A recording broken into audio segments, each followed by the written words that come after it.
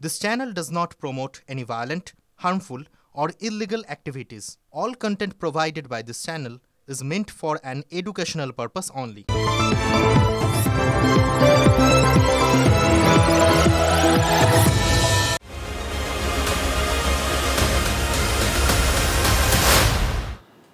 নমস্কার, এই মুহূর্তে সবথেকে বড় খবরে নজর রাখছি। নিউজ টপ 9 এ লিমা রয়েছে আপনাদের সঙ্গে। কথা মতো কাজ শুরু করে দিল ইরান।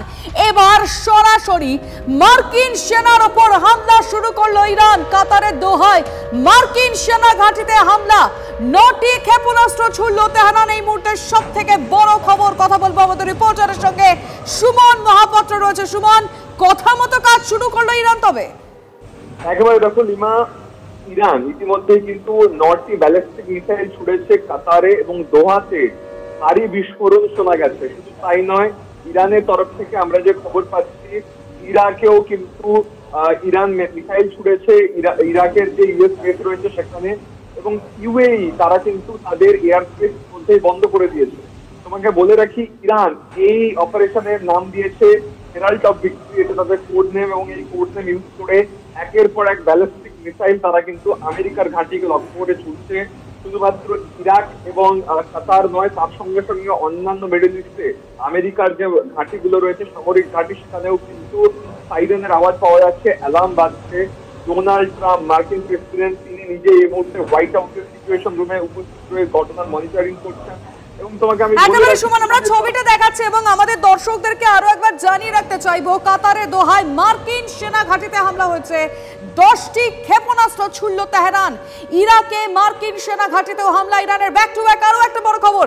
এই মুহূর্তে আরো একটা বড় খবর দিয়ে আপনাদের। ইরানের হামলায় ঘোরালো মধ্যপ্রাচ্যের পরিস্থিতি। এই মুহূর্তের অন্যতম বড় খবর, নিজেদের আকাশসীমা বন্ধ করে দিল কাতার। কমলেশ চৌধুরী আমাদের রিপোর্টারের কাছে আরো আমরা এই বিষয়ের তথ্য নেব। কমলেশ, দেখো, এই ইরান হামলা চালাতে পারে কাতারে, এটা মাথায় রেখেই কাতারের এয়ার স্পেস মানে দোহা বিমানবন্দর বন্ধ করে দেওয়া হয়েছে। দোহা একটা গুরুত্বপূর্ণ স্টপেজ। যখনই ভারত বা এশিয়ার এদিক থেকে কোনো বিমান ইউরোপ বা আমেরিকার উদ্দেশ্যে রওনা দেয়, তখন একটা স্টপ দোহা বা দুবাইতে থাকে। এক্ষেত্রে দোহা এবং দুবাই এই মুহূর্তে দুটো বিমানবন্দরই, মানে কাতার এবং ইউএই অর্থাৎ সংযুক্ত আরব আমিরশাহী, দুটো বিমানবন্দরই এই মুহূর্তে বন্ধ হয় এবং দুটো জায়গার এয়ার স্পেসই বন্ধ করে দেওয়া হয়েছে। যেহেতু ইরান থেকে আমেরিকার যে ঘাঁটি যেখানে যেখানে রয়েছে, যেমন কাতারে রয়েছে, ইরাকে রয়েছে, বিভিন্ন জায়গায় হামলা চালানো হচ্ছে। যেহেতু এর আগেই আমরা দেখেছি যে আমেরিকা ইরানের 3টে পরমাণু কেন্দ্রে হামলা চালিয়েছিল। এটা আশঙ্কা ছিল এই যে ইরান আমেরিকার যে ঘাঁটিগুলো রয়েছে কাতারে, আমেরিকার পশ্চিম এশিয়ার সবচেয়ে বড় ঘাঁটি যেটা আল উদেইদ, এখানে প্রায় 10,000 ট্রুপ থাকে এবং অনেক যুদ্ধ বিমান থাকে। যদিও এটা ইরান হামলা চালাতে পারে, এটা মাথায় রেখে আমেরিকা অনেক আগেই তাদের যুদ্ধ বিমান অর্থাৎ অ্যাসেট গুলো সরিয়ে দিয়েছে বলেই মনে করা হচ্ছে, এবং অনেক ট্রুপকেও হয়তো এই এলাকা থেকে সরিয়ে দিয়েছে। এখনো পর্যন্ত যা খবর, ইরান যে ধরনের মিসাইল হামলা করেছে সেগুলো সবই যে মানে ডিফেন্স সিস্টেম দিয়ে সেগুলো আটকানোর চেষ্টা করা হচ্ছে। আমরা সেই ছবিটা দেখাচ্ছি এই মুহূর্তে, টিভি9 বাংলা এক্সক্লুসিভ কাতারের যে ছবিটা আমরা এই মুহূর্তে আপনাদেরকে দেখাচ্ছি। মধ্যপ্রাচ্যের পরিস্থিতি কিন্তু আরো ঘোরানো হচ্ছে এখন বিষয়টা। আর শুধুমাত্র ইরান ইসরায়েলের মধ্যে সীমাবদ্ধ নেই, আকাশসীমা বন্ধ করে দিল কাতার। এই বিষয়ে আমরা কথা বলবো এখন। এই মুহূর্তের অন্যতম বড় খবর, এই নিয়ে আমরা আলোচনা করব, কি পরিস্থিতি কোন দিকে যেতে চলেছে। আমাদের সঙ্গে নিউজরুম থেকে এই মুহূর্তে আমাদের সহকর্মী, আমাদের প্রতিনিধি প্রদীপ চক্রবর্তী রয়েছেন, এবং আমাদের সঙ্গে রয়েছেন স্ট্র্যাটেজিক এক্সপার্ট, আমাদের সঙ্গে রয়েছেন শুভাশিস বন্দ্যোপাধ্যায়। আমি যাবো শুভাশিস বাবুর কাছে, তার আগে আমি প্রদীপের কাছ থেকে যেটা জানতে চাই, প্রদীপ, এই মুহূর্তে যে খবরগুলো আমাদের রিপোর্টাররা দিচ্ছে তাতে এটা আর ইন বিটুইন ইরান আর ইসরায়েল নেই না, যুদ্ধটা পারস্য উপসাগরের এই তীরে চলে এলো, একদম আরবে চলে এলো যুদ্ধটা। এবং যে কাতারে 2.5 বছর আগে মেসি বিশ্বকাপ তুলেছে, সেই কাতারের আকাশে এখন আমাদের চোখে এখন এটাকে আতশবাজি লাগে আজকাল। ভারত পাকিস্তান যুদ্ধ থেকেই আমরা দেখছি, কিন্তু মিসাইল হামলা করেছে ইরান, এবং ইরান সেই চ্যালেঞ্জটা নিল আমেরিকাকে প্রত্যাঘাত করার। এর আগে আমেরিকার মিসাইল ইরাকের বেসে ইরান কিছু নিয়ন্ত্রিত মিসাইল হামলা করেছিল ইরানের সেনানায়ক কাসেম সুলেমানিকে আমেরিকা হত্যা করার পর, কিন্তু এটা অল আউট অ্যাটাক। আজকেই কাতার বেসড একটি আন্তর্জাতিক সংবাদ মাধ্যমে ইরানের এক আধিকারিক জানিয়েছিলেন যে ইরানের প্রত্যাঘাত করার পূর্ণ অধিকার আছে, এবং বাসারাত আল ফাতা বলে একটি অপারেশন, যেটার ইংরেজি নামটা একটু আগেই সুমন বলল আমাদের, সেটা ইরান সেই অপারেশনটা লঞ্চ করলো, অর্থাৎ আমেরিকার বিরুদ্ধে যুদ্ধ ঘোষণা করলো। ইরান একেবারে এবার এই মানে এবার কোন দিকে যেতে চলেছে, মানে এর জল কোথায় কোথায় পৌঁছতে পারে, আমরা এইটাই একটু আলোচনা করতে চাই। প্রদীপ, তুমি সঙ্গে থাকো অবশ্যই, আমাদের সঙ্গে স্ট্র্যাটেজিক এক্সপার্ট রয়েছেন সুভাষিস বাবু। এবার যে বিষয়টা হলো, মানে এতদিন ধরে ইরান মুখে বলছিল, এবার আর মুখে বলা নয়, যা তারা বলছিল সেই কাজটাই এবার করে দেখালো। একেবারে মার্কিন সেনার ঘাঁটি যেগুলো রয়েছে সেখানে কাতারের দোহায় মার্কিন সেনা ঘাঁটিতে হামলা হয়েছে এবং 10খানা ক্ষেপণাস্ত্র ছোড়া হলো, কি বলবেন? দেখুন, Qatar is a very strategic pointer. আমি নিজে কাতারে পোস্টেড ছিলাম, আমি জানি ইসলামিক যেগুলো কান্ট্রিগুলো আছে তাদের oil strategic pointer is Qatar. আর Qatar is a very transactional zone. তার জন্য সেখানে মার্কিন সেনাঘাঁটি শুধু আছে তা নয়, সেখানে এরোস্পেস এবং বিভিন্ন রকম অ্যাসেটস অফ ইউএস আর্মি সেখানে রাখা হয়। এবং এটা আজ থেকে না, এটা ইচ্ছাকৃত রাখা হয়, বিকজ স্ট্র্যাটেজিক পয়েন্টার হিসেবে কাতারকে ইউজ করা হয়। যখন আজকে এই অ্যাটাক গুলো শানাচ্ছে ইরান, তখন কিন্তু মাল্টি ডাইমেনশনালি অ্যাটাক করা হবে ইউনাইটেড স্টেটস অফ আমেরিকার যত ইনস্টলমেন্টস আছে ইন মিডল ইস্ট। তাতে I will not be very much surprised যদি আমি দেখি যে এই অ্যাটাকটা দুবাইতেও ঢুকেছে, এই অ্যাটাকটা আফগানিস্তানে ঢুকেছে, বা এই অ্যাটাকটা এমন অনেক দেশে ঢুকেছে যারা কোনোভাবেই ইরানের এগেনস্টে ছিল না। এই অ্যাটাকটা কিন্তু is not against those countries but in US establishment in those countries. এই অ্যাটাকটার পিছনে একটা ব্যাকআপ বা একটা ডিপ্লোম্যাটিক সাপোর্ট ভীষণভাবে আমার মনে হচ্ছে এসেছে যখন সেই রাশিয়ার মিটিংটা হয়েছে, বা যেভাবে তারা ব্যাক এন্ডে চায়নার সাথেও কথাবার্তা বলছিল এবং নর্থ কোরিয়ারও ইনভলভমেন্ট ছিল, তখন সেই ব্যাকআপটা হয়তো তারা পেয়ে গেছে, যেটা তাদের মাচ নিডেড সাপোর্টটা। এবং তার জন্যই আজকে সেই সাপোর্টের এগেনস্টে তারা অলরেডি ডাইরেক্ট অ্যাটাক শুরু করে দিল ইন ইউএস ইনস্টলমেন্টসে। এইগুলো যে ইনস্টলেশনসে যে অ্যাটাক গুলো করছে, এবং সেই জিনিসগুলো কিন্তু ডাইরেক্ট বার্তা যাচ্ছে আমেরিকার কাছে। যেহেতু আমেরিকা জিওগ্রাফিক্যালি অনেক দূরে, তাই জন্য আমেরিকা অ্যাটাক করাটা is not feasible at this moment. কিন্তু সেখানে এই অ্যাটাক গুলো প্রমাণ করে দিচ্ছে যে this is directly verse India Iran versus America. বাবু আসবো আপনার কাছে, আরো বেশ কিছু বিষয় এই মুহূর্তে নিয়ে আলোচনা করা রয়েছে। তার মধ্যে আমরা অবশ্যই যোগাযোগ করতে পেরেছি কর্নেল দীপাংশু চৌধুরীর সঙ্গে। কর্নেল, এই মুহূর্তে দাঁড়িয়ে সব থেকে বড় খবরে আমরা নজর রেখেছি, কাতারের দোহায় মার্কিন সেনাঘাঁটিতে হামলা করলো, অর্থাৎ ইরান যেটা বলেছিল তারা তাদের শেষ পর্যন্ত, মানে আজকেই ডেপুটি ফরেন মিনিস্টার যে বক্তব্য রেখেছিলেন তারা তাদের শেষ পর্যন্ত গিয়ে লড়াই করবেন, সেটাই কি তারা করছে?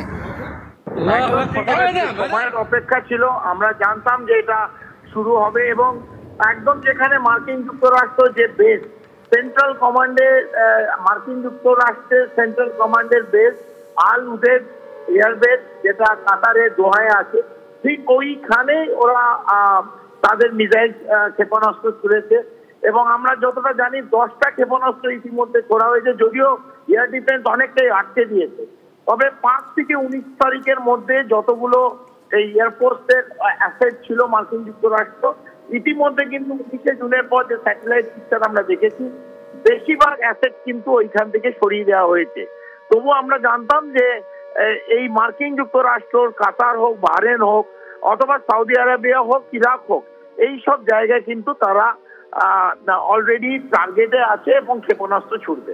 কর্নেল, অনেক ধন্যবাদ আপনাকে, আপনার মতামত। এবং এই মুহূর্তে দাঁড়িয়ে আমরা কথা বললাম কর্নেল দীপাংশু চৌধুরীর সঙ্গে। তিনি বললেন কি যে এই যে জায়গাগুলো, ঠিক আমরা আগেও টিভি 9 বাংলায় বিষয়গুলো আলোচনা করেছিলাম যে এটা হয়তো শুধু সময়ের অপেক্ষা। তবে এই মুহূর্তে দাঁড়িয়ে আরো একটা বড় খবর আসছে, শুধুমাত্র কিন্তু কাতার নয়। আমি নিউজ রুমে যেতে চাইবো এই মুহূর্তে, আমি সরাসরি নিউজ রুমে একটু প্রদীপের কাছে যেতে চাই। প্রদীপ, কি খবর আসছে? আরো কোথাও নতুন করে হামলা?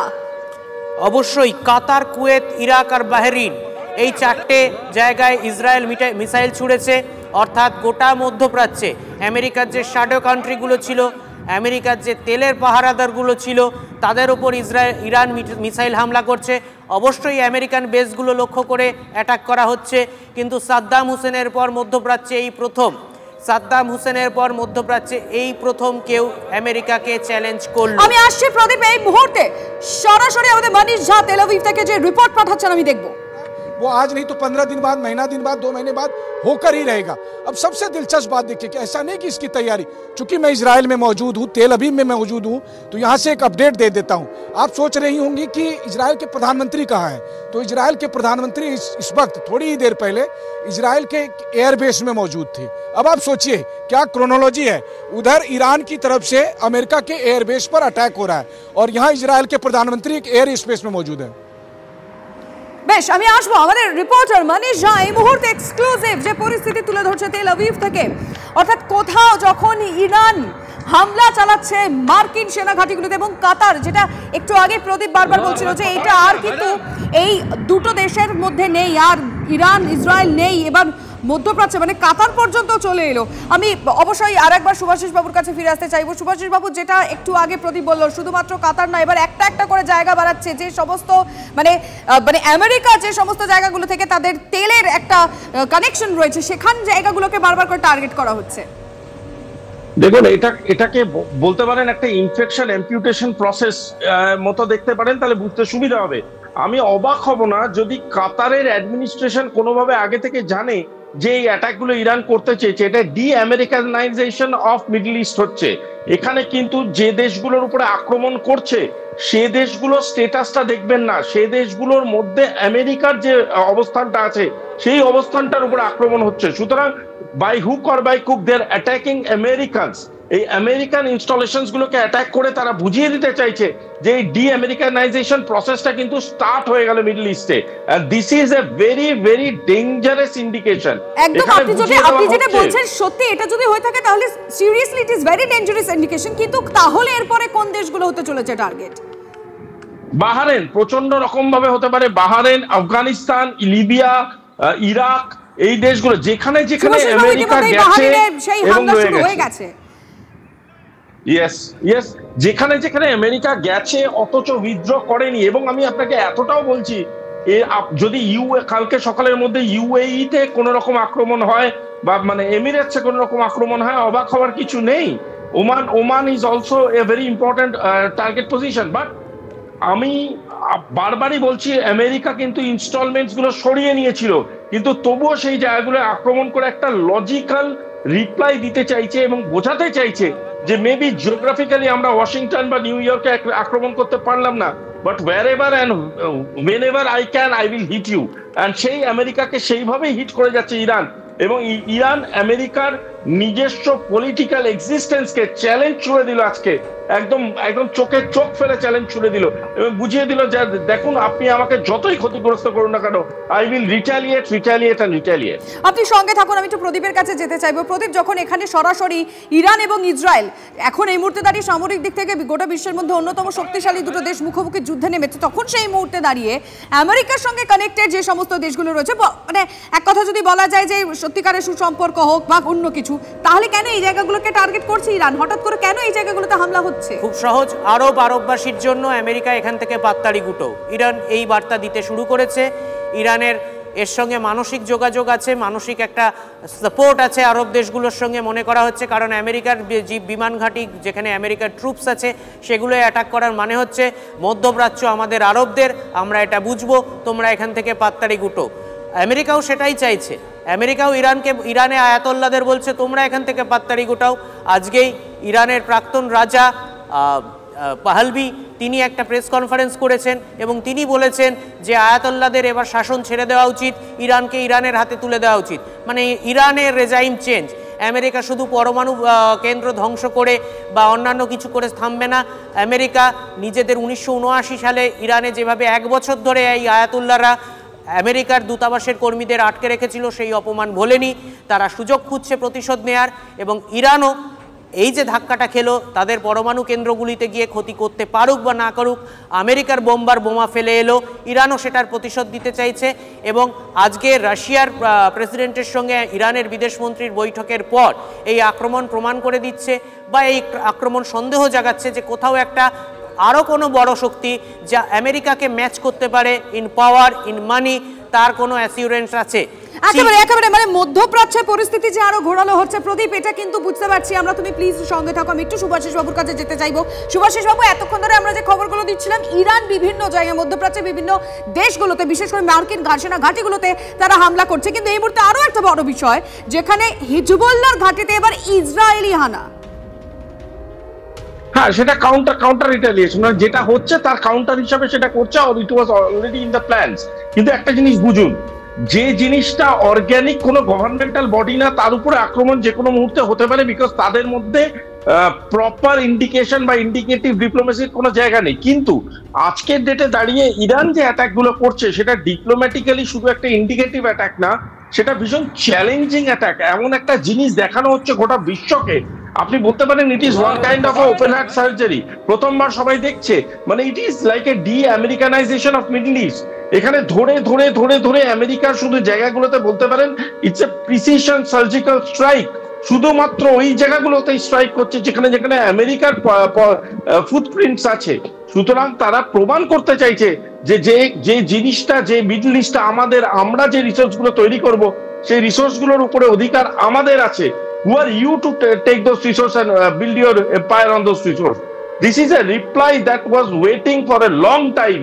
আর সেই রিপ্লাইটা আজকে ইরাক, লিবিয়া, সিরিয়া সবার ইতিহাস কে আবার করে আমাদের মনে করতে বাধ্য করে দেবে। এবং that is what it is happening. Iran is fighting a war for many other countries in the world. একেবারে আপনি সঙ্গে থাকুন, আমি ছবিগুলো আরেকবার আমাদের দর্শকদেরকে দেখিয়ে রাখতে চাইবো। এই মুহূর্তে TV9 বাংলা একের পর এক ছবি আছে। এই মুহূর্তে যে ছবিটা দেখছেন, এটা কাতারের ছবি।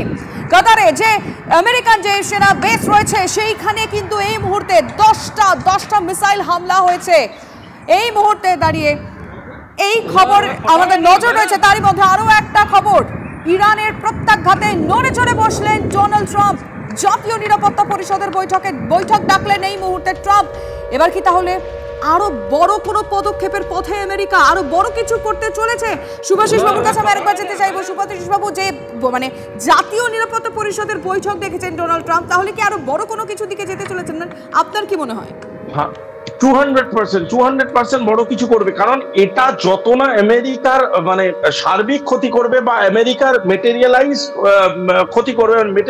ক্ষতি করবে, তার থেকে অনেক বেশি এটা ধাক্কা দেবে আমেরিকান ইগোকে, বিশেষ করে ডোনাল্ড ট্রাম্পের ইগোকে। এবং ইগোকে এত জোরে ধাক্কা দেবে, he can go to any extent to demolish Iran at this moment.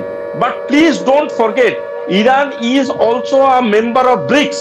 যদি ব্রিক্সের একটা দেশকে এভাবে শেষ করে দেওয়া হয়, তখন কিন্তু রাশিয়া, নর্থ কোরিয়া ছাড়ুন, রাশিয়া, চায়না, এবং চায়নারও একটা মানে secondary ally is north Korea.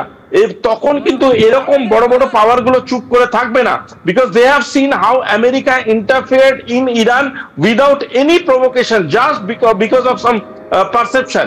একটা জিনিস মনে হলো আমি কি একটা দেশকে অ্যাটাক করে দিলাম, এই ঘটনাটার এগেনস্টেই কিন্তু ইরান এই রিটালিয়েশনটা করছে। ইরান ভার্সেস ইসরায়েল হলে এটা কিন্তু বাকিরা কেউ ইন্টারভিউ করতো না। বাট যদি এর পরেও আমেরিকা এই ইন্টারভেনশন গুলো করতে চায়, তাহলে আমি বলবো এটা মারাত্মক একটা আকার নিতে পারে খুব তাড়াতাড়ি। Within coming 20 hours it May change the entire dynamics of the world. একেবারে আমাদের নজর থাকবে এই খবরের দিকে। আপনি সঙ্গে থাকুন সুভাষিস বাবু।